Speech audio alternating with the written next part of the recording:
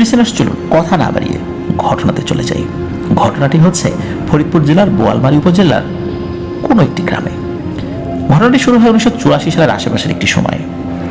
ওই গ্রামে একটি মাদ্রাসা রয়েছে, মাদ্রাসার সংলগ্ন একটি মসজিদও রয়েছে।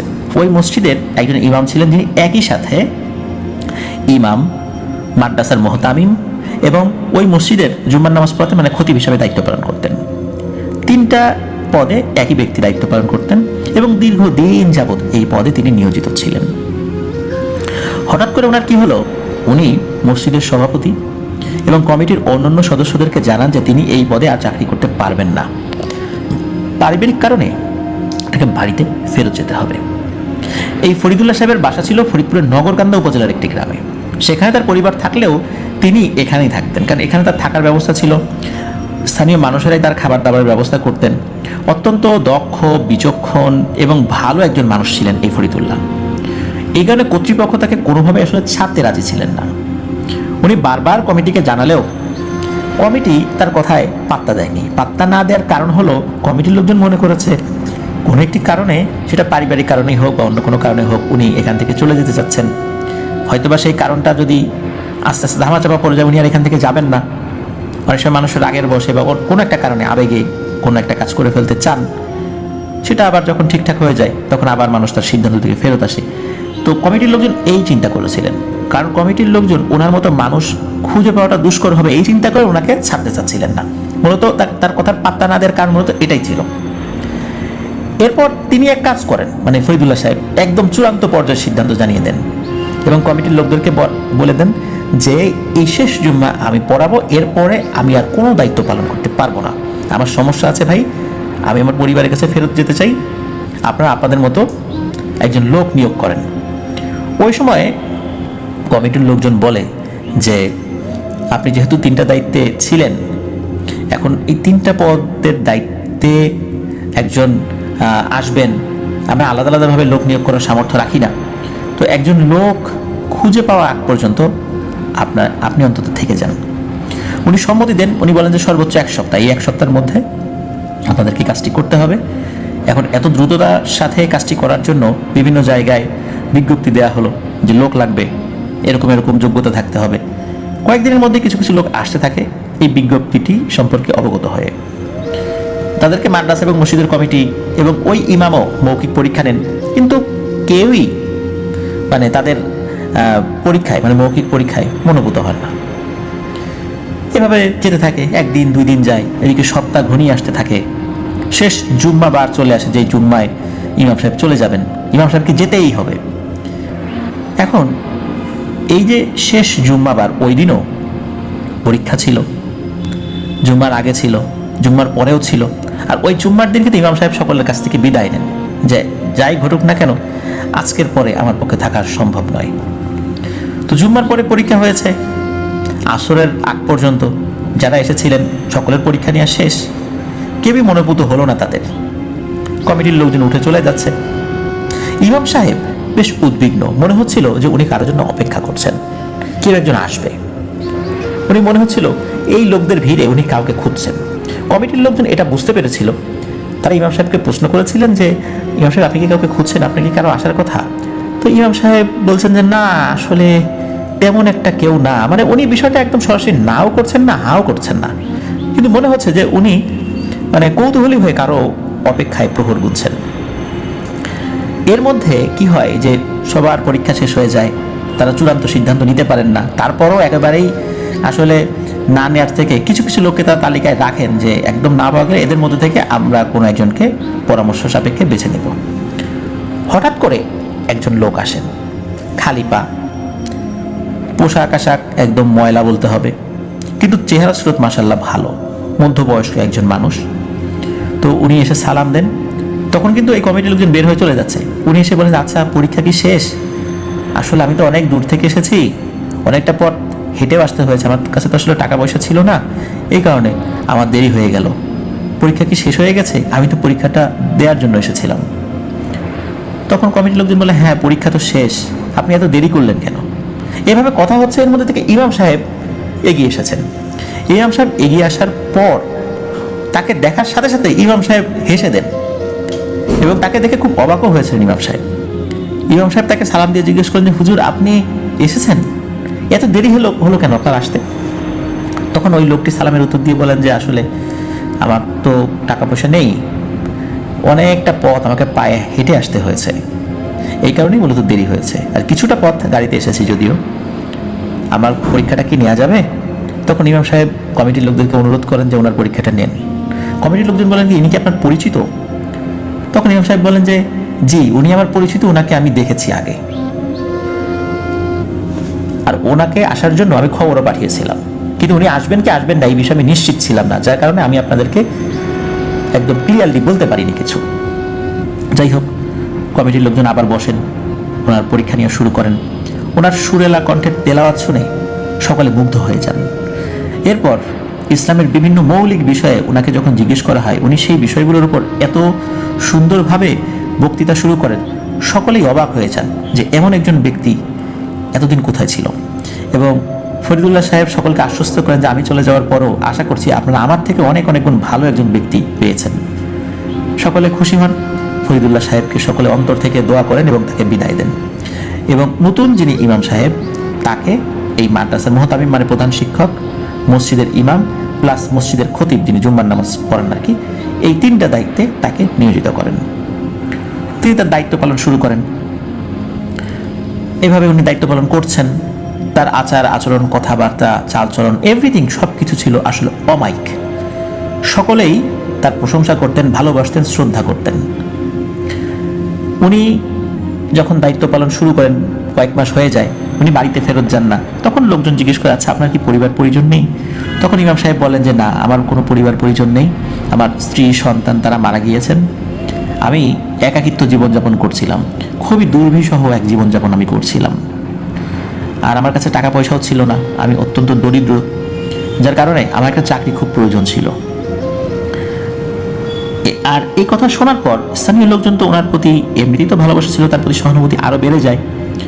ইমাম সাহেব বলেন যে আমার তো পরিবার পরিজন নেই, খাওয়া দাওয়ার ব্যবস্থা আপনারাই করেন, আমার যে বেতনের টাকা এটা তো রয়ে যায়, আমি এখানে ছোট্ট একটা জমি কিনতে চাই, নিজের মতো করে একটা বাড়ি করে থাকতে চাই। সকলে খুব খুশি হন যে ওনার মতো একজন মানুষ এই গ্রামে স্থায়ীভাবে থাকবেন, এটা তো আমাদের জন্য সৌভাগ্যের ব্যাপার। তখন সকলে সানন্দে রাজি হন। একজন মোটামুটি অল্প টাকায় খুব ভালো একটা জমি ইমাম সাহেবের কাছে বিক্রি করে দেন। ইমাম সাহেব ওই জমিটি কিনে, ওনার কাছে কিছু অতিরিক্ত টাকা ছিল যেটা দিয়ে উনি টিনের একটি ছোট ঘর তৈরি করেছিলেন।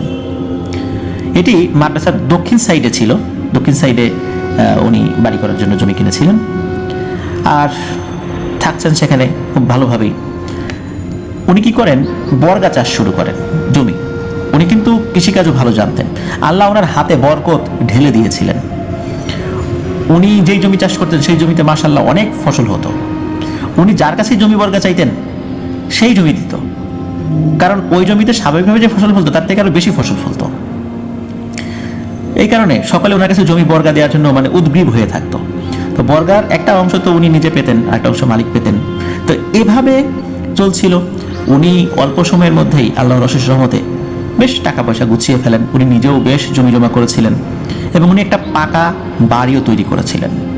বাড়ির চারদিকে দেয়াল ছিল, একটা শক্ত গেট তৈরি করা ছিল, গেটের উপরে চোখা চোখা অংশ ছিল যাতে করে ওই যে বাহির থেকে টপকিয়ে কেউ ভেতরে ঢুকতে না পারে।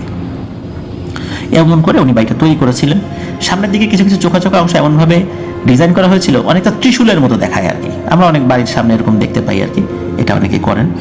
তো চলছিল ভালোই। এভাবে 4-5 বছর চলে যায়। এই অল্প সময়ের মধ্যে আল্লাহর রহমতে উনি বেশ ভালো সুনাম, সুখ্যাতি, অর্থ সব কিছুই উপার্জন করেছেন আল্লাহর অশেষ রহমতে। একবার কি হয়, এক ফজরের নামাজে উনি আসেননি, অথচ এই গত কিছু বছরে এক ওয়াক্ত নামাজের ইমামতি উনি ছাড়েন নাই। উনি কখনো ছাত্রদেরকে দিয়েও নামাজ পড়ান নাই, এবং এই সময়ের মধ্যে উনি একদিন ছুটিও নেন নাই। আল্লাহর রহমতে উনি অসুস্থও হন নাই। হঠাৎ করে ফজরের নামাজে ওনার অনুপস্থিত থাকা দেখে ওনার ছাত্র, অন্যান্য যারা ছিলেন, মুসল্লিরা যারা ছিলেন, সকলের মধ্যে একটা উদ্বিগ্ন ভাব লক্ষ্য করা যায়। কি ব্যাপার, কি হলো, হুজুর আসলো না যে? সবাই চিন্তা করেন যে আচ্ছা ঠিক আছে, নামাজটা আমরা পড়াই, তারপরে যাই হুজুরের বাসায়, যে হুজুরের কি হলো, আসলেন না কেন? হুজুর তো এরকমটা কখনো করেন নাই। তারা নামাজ শেষ করে হুজুরের বাড়িতে যান। তো হুজুরের বাড়ি যে গেট, ওইটা ভিতর থেকে লক করা ছিল। তখন একজন ব্যক্তি ওই গেট টপকে ভিতরে গিয়ে ওই লকটা খুলে দেন। তখন সকলে গেট দিয়ে ঢোকে। ঢোকার পর তারা দেখে হুজুরের ঘরের যে মেইন দরজা, সেই দরজাটা ভাঙা। তারা দরজা দিয়ে ভেতরে ঢুকে দেখে সব কিছু ছড়ানো ছিটানো, আর ইমাম সাহেবের লাশ মেঝেতে পড়ে আছে ক্ষত বিক্ষত অবস্থায়। পুরো বাড়ি তছনছ করা, আলমিরা ভাঙা, লুটপাট করেছে টাকা পয়সা। এটা যে কোনো মানুষের কাজ তা স্পষ্টই বোঝা যাচ্ছে, কোনো জিনভূতে যে করে নাই সেটা নিশ্চিত। আর দরজা বাইরে থেকে ভাঙা, জিনভূত নিশ্চয়ই দরজা ভেঙে বাড়িতে প্রবেশ করবে না, এটা মানুষেরই কাজ, চোর ডাকাত এই কাজ করেছে। সকলে শোকে কাতর হয়ে পড়েন। এমন একজন মানুষকে তারা হারালেন যিনি এই গ্রামের একজন অভিভাবকের মতোও ছিলেন। টুকটাক টুকটাক ঝাড়ফুঁকো করতেন বিভিন্ন মানুষের, এমনকি ওই গ্রামে যারা খারাপ প্রকৃতির মানুষ ছিল, মানুষের ক্ষতি করত, এনাদের টুকটাক সমস্যার সমাধানও কিন্তু আল্লাহর অশেষ রহমতে এই হুজুরের হাত দিয়ে হয়েছে। সুতরাং ওই খারাপ মানুষগুলো যে ওনার ক্ষতি করবে এই কথা তারা কল্পনাও করতে পারতো না। ওনার এই ধরনের একটা ঘটনার কারণে সকলের মন খারাপ। পুলিশে খবর দেওয়া হয়, পুলিশ আসে। পুলিশ কোনো সুরাহা করতে পারে না যে ওনার তো কোনো শত্রু নেই। যেহেতু ওনার টাকা পয়সা ছিল হয়েছে, উনি ব্যাংকে টাকা রাখতেন না, বাড়িতে টাকা রাখতেন। কিছু কিছু মানুষ হয়তো বা জানতো, এই কারণে এখানে চোর ডাকাতি করছে। কিন্তু এটা যে এই গ্রামের লোকের কাজ নয়, এটা গ্রামের লোকজনও যেমন বুঝতে পেরেছিলেন, পুলিশও বুঝতে পেরেছিলেন। কিন্তু কে এই কাজ ঘটালো? পুলিশ তাদের মতো করে তদন্ত করলেও সেভাবে আসলে এই বিষয়টি সুরাহা হয়নি। এভাবে চলছিল। ইমাম সাহেব মারা যাওয়ার 1 থেকে 1.5 মাস পরে বেশ কিছু অদ্ভুত ঘটনা ঘটতে শুরু করে।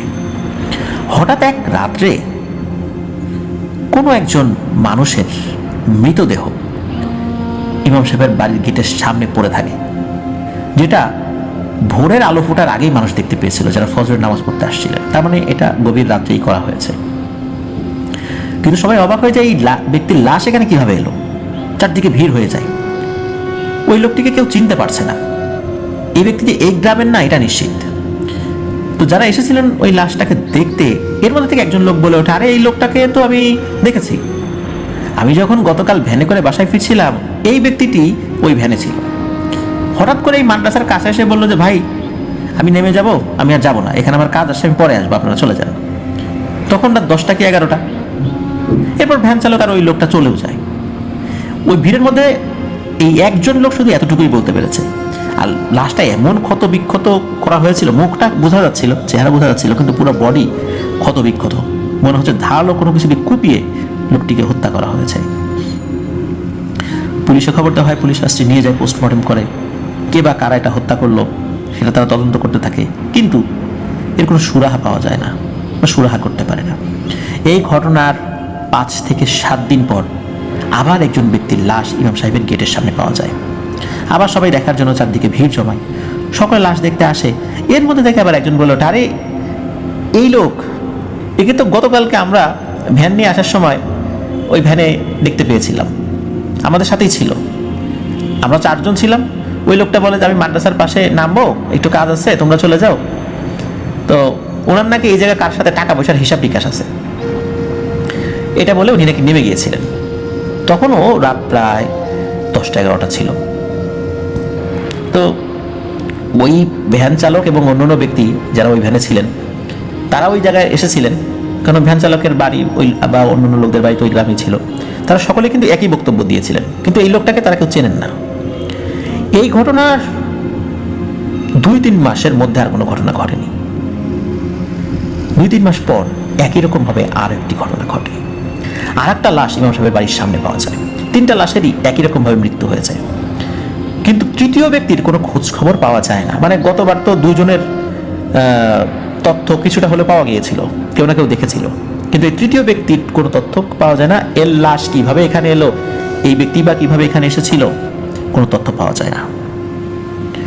আর এই তৃতীয় ব্যক্তির লাশ পাওয়ার 4র্থ লাশটি পাওয়া যায় এই লাশ পাওয়ার 3য় দিনের মাথায়। 4র্থ লাশটি ওই বাড়ির গেটের উপরে ত্রিশূলের মতো যে অংশটা ছিল, চোখা অংশ, এই ত্রিশূলের মাথায় ঝোলানো ছিল। আগেরগুলোর থেকে একে অত্যন্ত নির্মমভাবে হত্যা করা হয়েছে, আর মাথাটাকে পুরো ঘুরিয়ে দেওয়া হয়েছে, আর এই ত্রিশূলের ভিতর পুরো বডিটাকে গেঁথে দেওয়া হয়েছিল। এলাকার সকলে একটা ভয়ের মধ্যে থাকে এবং ওই বাড়িটাকে ভূতের বাড়ি বলে অভিহিত করে, যদিও বা ওই বাড়ির ভেতর থেকে কোনো ধরনের ভৌতিক আওয়াজ বা এই টাইপের কোনো কিছু শোনা যেত না। বাড়িটির পাশে একটা মাদ্রাসা ছিল। মাদ্রাসা চলমান, কিন্তু মাদ্রাসার কোনো ছাত্র, হুজুর, মানে শিক্ষক বা আশেপাশের লোকজন কেউ কিছু বুঝতে পারেনি বা কিছু উপলব্ধিও করতে পারেনি।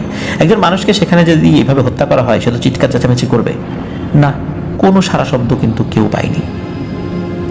সেই ইমাম সাহেবের বাড়ির পাশে একটি সিএনজি পাওয়া গিয়েছিল, মানে চতুর্থ ব্যক্তির লাশ যখন পাওয়া গিয়েছিল তখন একটি সিএনজি রাখা ছিল। এই সিএনজি ড্রাইভারকেই মূলত এই ত্রিশূলের মধ্যে গেঁথে থাকতে দেখা যায়। এখন ওই ভিড়ের মধ্যে দুজন ব্যক্তি, তারা বলে যে আরে এই ব্যক্তি তো সিএনজি চালক, এনার সিএনজিতেই তো আমরা আসছিলাম। আসলে ওই সময় সিএনজিতে না, ওই সময় বেবি ট্যাক্সি আর কি, ওই সময় তো সিএনজি ভাবে চালু হয়নি ওই এলাকায়। তো ওই ব্যক্তি নাকি এই এলাকায় আসছিলেন, এই এলাকায় আসছিলেন বলতে ওই যে দুজন লোক ওই এলাকার ছিলেন আর কি, তারা বলেন যে আমরা তো আমাদের এলাকায় আসবো। তখন এই টেম্পোওয়ালাকে বললাম যে আপনি কি যাবেন? তখন বলেন হ্যাঁ আমি তো ওইদিকে যাবো বলে মনস্থির করেছি, আপনারা যেহেতু আসছেন ভালো হলো, কিন্তু আমার তো তেমন কোনো কাজ নেই ওইদিকে, আপনারা গেলে ভাড়াটা একটু বাড়িয়ে দিতে হবে। তখন ওরা বলে আচ্ছা ঠিক আছে যান, ভাড়া আমরা বেশি দিব। যখনই নাকি ওই মাদ্রাসার কাছে এসেছে বা মাদ্রাসার সংলগ্ন বাড়ির কাছে এসেছে, হঠাৎ করে সিএনজি বন্ধ হয়ে যায়, কোনোভাবেই সিএনজিকে চালু করতে পারে না। তখন সিএনজি চালক বলে ভাই আমি তো আর স্টার্ট দিতে পারছি না, মানে ওই বেবি ট্যাক্সি আর কি, তো আপনারা চলে যান, আমি দেখি কি করা যায় এটা, বা আমি অন্যদিকে চলে যাই, সকালে এসে আমি আমার এই গাড়িটা ঠিক করব। তো কথাবার্তা বলার মাঝেই নাকি কোথা থেকে একটা ভ্যান চলে আসে, সকলে সেই ভ্যানওয়ালাকে দাঁড় করায় এবং ওই গাড়ির যিনি ড্রাইভার তিনি ওই ভ্যানে অন্য যাত্রীদেরকে তুলে দেন। এই ঘটনা এই পর্যন্তই।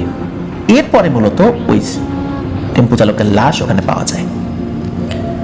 ওইদিকে পূর্বের যিনি ইমাম সাহেব অর্থাৎ ফরিদ সাহেব, উনি ওই চতুর্থ লাশ পাওয়ার পর উনি এসেছিলেন। সকলের প্রশ্ন, আচ্ছা আপনি কিভাবে জানলেন যে এইখানে লাশ পাওয়া গেছে, আপনি এই লাশের জানাজা করার জন্য আসছেন? অদ্ভুত ব্যাপার তো। তখন এই ফরিদ সাহেব বলেন আমি জানতে পেরেছি এই মাদ্রাসায় কেউ একজন মারা গেছে এবং আমাকে বলা হয়েছে যে আমি যেন তার জানাজায় শরিক হই। 4টা খুন কিভাবে হলো, কেন হলো, মানুষ কিন্তু তখনও কিছু জানে না। অনেকভাবে জানার চেষ্টা করা হয়েছিল, কেউ কিন্তু কোনো তথ্য পায়নি। তখন পূর্বের সেই ইমাম সাহেব মানে ফরিদ সাহেব কিছু ঘটনা বলেন, সকলকে অবাক করে দিয়ে তিনি বলেন যে আসলে এই ব্যক্তিরা তারা তাদের কৃতকর্মের সাজা পেয়েছে, এটাই হওয়া উচিত ছিল তাদের সাথে, কারণ এমন কোনো প্রমাণ ছিল না যে প্রমাণ দিয়ে এই ব্যক্তিদেরকে শাস্তির আওতায় আনা যেত। তখন সকলে বললেন আপনি এটা কিভাবে জানলেন বা কেনই বা তাদের সাথে এটা হবে? তখন ইমাম সাহেব বেশ কিছু বছর আগের ঘটনার কথা তিনি বলেন। তারা বলেন যে আপনাদের কি মনে আছে যে আমি একজন ব্যক্তিকে, মানে এখানকার যিনি ইমাম সাহেব ছিলেন তিনি মারা গেছেন, তাকে হত্যা করা হয়েছে, তাকে দেখে আমি বলেছিলাম যে আপনি এসেছেন, আসতে তো দেরি হলো কেন? আসলে এই লোকটি আমার পরিচিত ছিল না, আমাকে এই ব্যক্তিটি স্বপ্নে দেখা দিত এবং বলতো যে আমি খুবই দরিদ্র, আমাকে একটা কাজের ব্যবস্থা করে দেন, আপনার তো পরিবার পরিজন আছে, আপনি অন্য কিছু করতে পারবেন, আমার করার কিছুই নেই, আমাকে একটা কাজের ব্যবস্থা করে দেন। এরপর থেকে উনি রেগুলার এই স্বপ্নটা দেখতেন এবং স্বপ্ন দেখার এক পর্যায়ে উনি সিদ্ধান্ত নেন যে চাকরিটা ছেড়ে দিবেন। এরপরেই মূলত এই ফরিদ সাহেব কমিটিকে জানিয়েছিলেন। তো কমিটির লোকজন রাজি হয় না, এর ভিতরে ওই স্বপ্নটা উনি ক্রমাগত দেখেই যাচ্ছিলেন। একটা পর্যায়ে উনি সাফ জানিয়ে দেন যে এই জুম্মার পর আমি থাকতে পারবো না। এদিকে স্বপ্নের মধ্যে নাকি কেউ তাকে বলেছিল যে মৌখিক পরীক্ষা দিতে একজন ব্যক্তি আসবেন। ওই কারণে উনি আসলে অপেক্ষা করছেন যে দিন যায়, সময় চলে যাচ্ছে, কোনো ব্যক্তিতেও আসে না। আর স্বপ্নের মধ্যে নাকি যে ব্যক্তিটি আসবে তার চেহারাও দেখানো হয়েছিল। সেই চেহারাটা ছিল এই যে যিনি নিহত হয়েছেন সেই ইমাম সাহেবের চেহারা। মূলত তাকে দেখার সাথে সাথে উনি অবাক হয়েছিলেন এবং বলেছিলেন যে আপনি এসেছেন, এত দেরি হলো কেন? আসলে এই ব্যক্তির সাথে ওনার পূর্বে কোনো পরিচয় ছিল না। এই ব্যক্তি কে, তার পরিচয় কি, এইগুলো সম্পর্কে আসলে ওই ইমাম সাহেবও জানতেন না এবং কেউই আসলেই তার পরিচয় জানতেন না। তবে উনি যে একজন মানুষ ছিলেন এটা নিশ্চিত। স্বপ্নের মধ্যে নাকি একজন আগন্তুক তাকে বলেও দিয়েছিলেন যে অমুক দিন অমুক সময় তিনি উপস্থিত হবেন, কিন্তু সময় চলে যাচ্ছিল, উনি উপস্থিত হচ্ছিলেন না। এই জন্য ওই ফরিদুল্লাহ সাহেবের মধ্যে একটা উদ্বিগ্ন ভাব দেখা যাচ্ছিল। হতে পারে ওই লোকটি আল্লাহর কোনো খাস বান্দা, জিন বা অন্য কেউ। তবে ইনি যে মানুষ ছিলেন তার আচার আচরণে আশেপাশের যারা ছিলেন তারা সকলেই বুঝতে পেরেছিলেন যে জিনদের আচরণে কিছু পার্থক্য থাকে, যে তারা যদি মানুষের সুরত ধরে থাকেও। ওই লোকটি মানে ইমাম সাহেব যেদিন মারা যান সেদিন নাকি ফরিদ সাহেবকে স্বপ্নের মধ্যে দেখানো হয়েছিল যে কেউ ওই লোকটিকে খুন করেছে। এবং এই ফরিদ সাহেব কিন্তু এই ঘটনার সত্যতা যাচাই করার জন্য কিন্তু এই যে ইমাম সাহেব যখন মারা যান চলে এসেছিলেন, তার জানাজায় শরীক হয়েছিলেন, কিন্তু কোনো কথা উনি বলেননি। ওই সময় হঠাৎ করে ইমাম সাহেবকে দেখে, মানে পূর্বের ইমাম সাহেবকে দেখে এলাকাবাসী অবাক হয়েছিলেন, চিন্তা করেছেন যে উনি কীভাবে জানলেন, কিন্তু ইমাম সাহেব কোনো তথ্য দেননি। জানাজার জন্য প্রস্তুতি নেওয়া হচ্ছিল, উনি জানাজার নামাজ পড়েন এবং সেখান থেকে পড়ে চলে যান। ঘটনার 1.5 মাস পর যখন প্রথম একটি লাশ পাওয়া যায়, ওই রাত্রেই নাকি এই ফরিদুল্লাহ সাহেব স্বপ্নে দেখেছিলেন এক আগন্তুক বলছে যে আমি আমার প্রথম শত্রুকে হত্যা করে ফেলেছি। যারা নির্মমভাবে ইমাম সাহেবকে হত্যা করেছিল, টাকা পয়সা লুট করে নিয়ে গিয়েছিল, তাদের মধ্যে প্রথম জনকে হত্যা করলাম। এরপরে যেদিন দ্বিতীয় ব্যক্তিকে হত্যা করা হয় সেদিনও নাকি ওই আগন্তুক ব্যক্তি এই ফরিদুল্লাহ সাহেবের স্বপ্নে আসেন এবং তাকে জানান। তৃতীয় ব্যক্তিকে হত্যা করার পরও একই রকম অবস্থা। চতুর্থ ব্যক্তি যেদিন খুন হবে, এই খুনের ঘটনাটাও নাকি ওই আগন্তুক ব্যক্তি ইমাম সাহেবকে স্বপ্নে বলে দিয়েছিল যে এই চতুর্থ ব্যক্তি যে খুন হবে তাকে অনেক নির্মমভাবে হত্যা করা হবে। এবং এই ব্যক্তিটি নাকি খুব বেশি কষ্ট দিয়েছিল ওই ইমাম সাহেবকে। ওই ব্যক্তিটি ইমাম সাহেবের পেটে ছুরি চালিয়েছিল।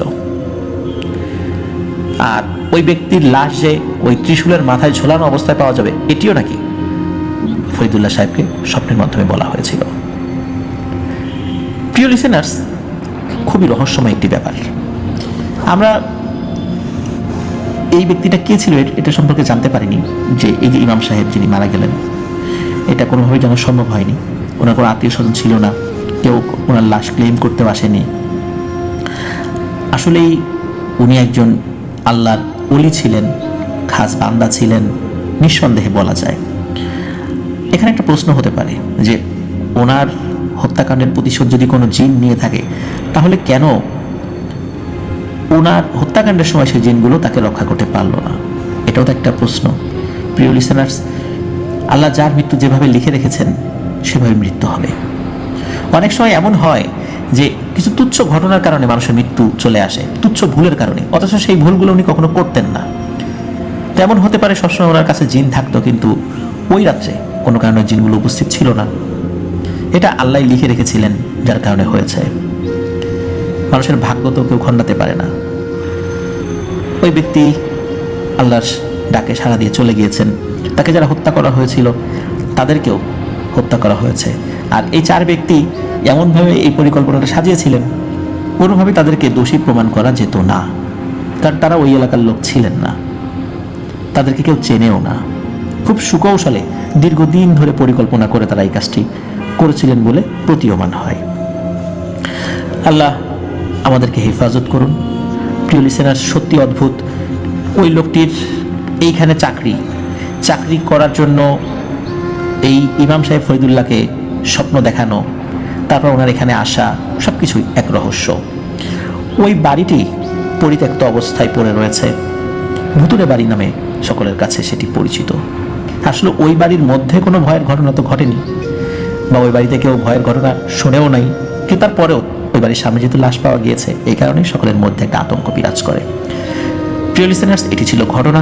আশা করছি ঘটনাটি আপনাদের কাছে ভালো লেগেছে। আর ভালো লাগলে আমাদের চ্যানেল সাবস্ক্রাইব করতে ভুলবেন না প্লিজ। আর যারা ইতিমধ্যে সাবস্ক্রাইব করে ফেলেছেন অসংখ্য ধন্যবাদ, জাযাকাল্লাহু খাইরান। প্রিয় লিসেনার্স, আপনারা যারা ঘটনা পাঠাতে চান তারা লিখে অথবা রেকর্ড করে যে কোনোভাবে ঘটনা পাঠাতে পারবেন afnanthehorrorworld@gmail.com এই ইমেল অ্যাড্রেসে। আর ইমেল অ্যাড্রেসের স্পেলিংটা আমরা আমাদের ভিডিও ডেসক্রিপশনে দিয়ে রেখেছি, সেখানে গিয়ে স্পেলিংটা চেক করে দিতে পারবেন। আর আমাদের একটি ফেসবুক পেজ এবং গ্রুপ রয়েছে আপনার দ্য হরর ওয়ার্ল্ড নামে। এই দুটো লিঙ্ক আমরা আমাদের ভিডিও ডেসক্রিপশনে দিয়ে রেখেছি, সেখানে গিয়ে আপনারা আমাদের পরিবারের সদস্য হয়ে যেতে পারবেন। প্রতি বুধবার রাত 10:59 আমাদের চ্যানেলে প্রচারিত জনপ্রিয় কোনো একটি ঘটনা আমরা আমাদের পেজে আপলোড করি। রাত 10:59 আপনারা সেই ঘটনাটি শুনে আসতে পারেন। পুরোনো ঘটনাগুলো শুনলে মাঝে মাঝে আবার সেই ফিলটা আমাদের মধ্যে চলে আসে। প্রিয় লিসেনার্স, আবারও বলছি, যদি আপনারা এই পাতালবাসী বইটি নিজেদের সংগ্রহে রাখতে চান, রকমারি থেকে অর্ডার করতে পারেন। বইটি প্রান্ত প্রকাশন থেকে প্রকাশিত হয়েছিল। প্রিয় লিসেনার্স, বিদায় নিচ্ছে আজকের মতো। আসছে সোমবার অমীমাংসিত রহস্যের আরও একটি চমকপ্রদ এপিসোড নিয়ে আপনাদের সামনে রাত 10:59 ইনশাল্লাহ হাজির হব। আমার জন্য দোয়া করবেন, আমার পরিবারের জন্য দোয়া করবেন, আপনাদের জন্য দোয়া রইল, আপনাদের পরিবারের প্রত্যেকের জন্য দোয়া রইল। মহান আল্লাহ সুবহানাহু ওয়া তাআলা আমাদেরকে ভালো রাখুন, সুস্থ রাখুন, নিরাপদে রাখুন, আপনার দহরওয়ালের সাথে রাখুন। আসসালামু আলাইকুম। প্রিয় লিসেনার্স, আসসালামু আলাইকুম।